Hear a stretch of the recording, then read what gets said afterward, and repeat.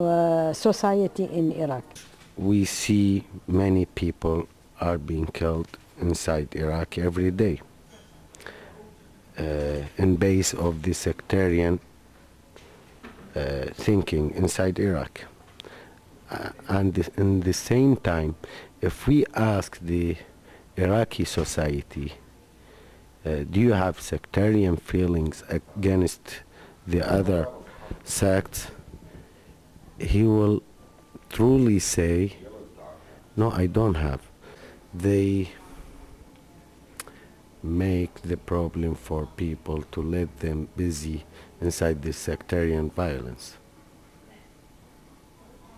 And they give the people their fears about their own security and the general security inside Iraq, and they use their they make their benefits from that because they are in the power.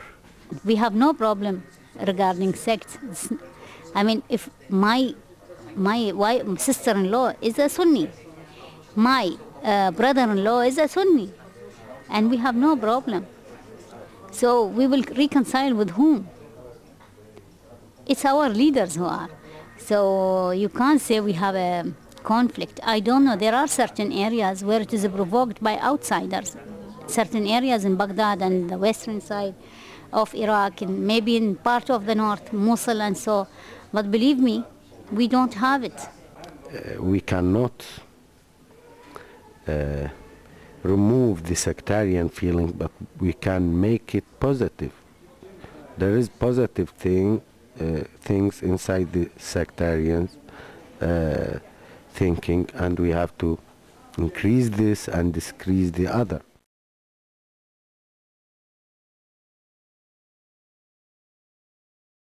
Reconciliation based on a cornerstones. One of it is the forgiveness, mercy, and applying or imposing the law. We have to believe we must build our country and law institutions, and we always refer to it to solve our problems between each others, not the revenge way.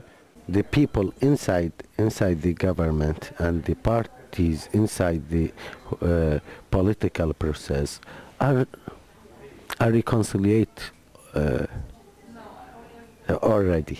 So why do we need the reconciliation? Do we need the reconciliation to do that again? No, we need it to bring the others who make the problems on the streets, and no one went to them to talk to them and to convince them to put the weapon and to put down the weapons and start sharing the political process. National reconciliation should be among political parties. There it should start. They should reconcile.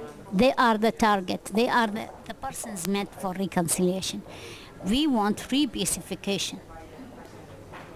Does that mean that we want to live again in peace? Because who is manipulating the thing and moving the things, creating a conflict, is the leaders. So they should reconcile. We need to have a direct, frankly, conversation or debate between these parties in order to eliminate all the disagreement point between themselves and trying to create a new national ID for Iraqis.